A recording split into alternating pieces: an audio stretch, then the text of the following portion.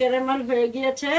এখন আমি দিয়ে দিব এখানে উঁচা উঁচা 2 টেবিল চামচ পেঁয়াজের পেস্ট, 1 চামচের মতো আদা রসুনের পেস্ট, হাফ চা চামচ মরিচের গুঁড়া, একটুখানি হলুদ, একটু কালারের জন্য আমি মাছটা দিয়ে দিব। কাঁচামরিচ দিয়ে দিব, একটু কাঁচামরিচের ফ্লেভারটা বের হবে আর লবণটা একটু ঝোলে ভালো মতো মিশবে।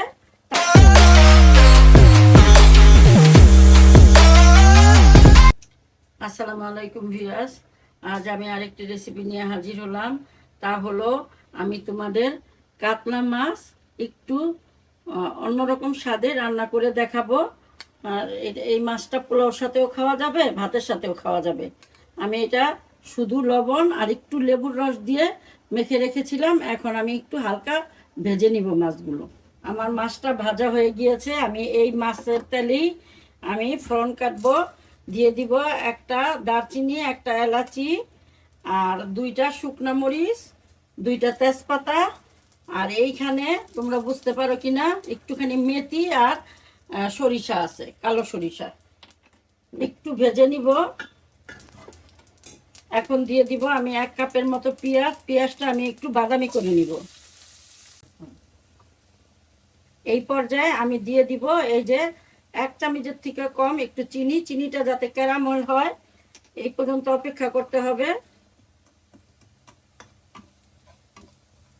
এটার ভিতরে একটু এই যে ক্যারামেল ফ্লেভার যাতে আসে, গোলক চিনিটা।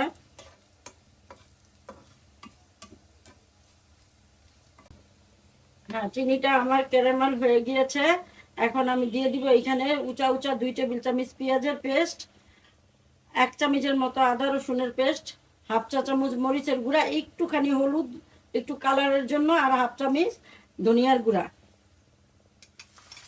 এটা আমি ভালো মতো কষিয়ে নিব যাতে তেলটা উঠে যায়। একটু পানি দিয়ে দিলাম। এখন আমি কষাতে থাকি। দেখো আমার মশলাটা কষানো হয়ে গিয়েছে, এই যে তেলটা উপরে উঠে গিয়েছে। এখন আমি দিয়ে দিব এইখানে পোস্ত আর বাদাম, কাঠবাদাম আর চীনাবাদাম আছে সমান সমান। তা এই উঁচা উঁচা 1 চামচ, এইখানে 1 টেবিল চামচের মতো আর 1 টেবিল চামচ দিয়ে দিলাম। এখন আবার এইটাকেও আমি ভালো মতো কষিয়ে নিব যাতে কাঁচা বাদামের ফ্লেভারটা না আসে। দেখো আমার মশলাটা কষানো হয়ে গিয়েছে। এখন আমি মাছটা দিয়ে দিব।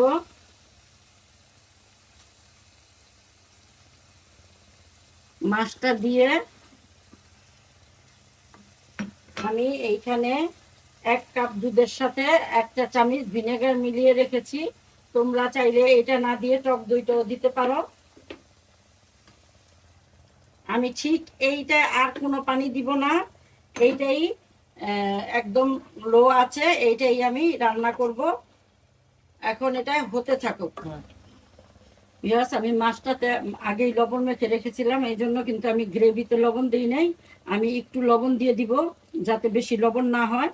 এই হাফ চামচের মতো গেল। কয়েকটা কাঁচামরিচ দিয়ে দিব, একটু কাঁচামরিচের ফ্লেভারটা বের হবে আর লবণটা একটু ঝোলে ভালো মতো মিশবে। তারপর আমি একটু ধনিয়া পাতা দিয়ে নামিয়ে তোমাদের পরিবেশন করে দেখাবো।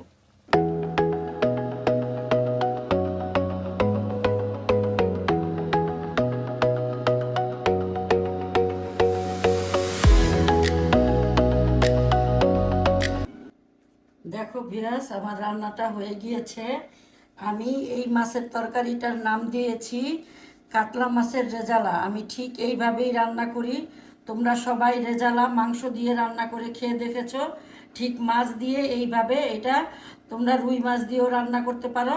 রান্না করে খেয়ে দেখো, ভালো লাগবে। আর ভালো লাগলে আমাকে লাইকস, কমেন্টস এবং সাবস্ক্রাইব করে আমার পাশে থেকো। আল্লাহ হাফেজ।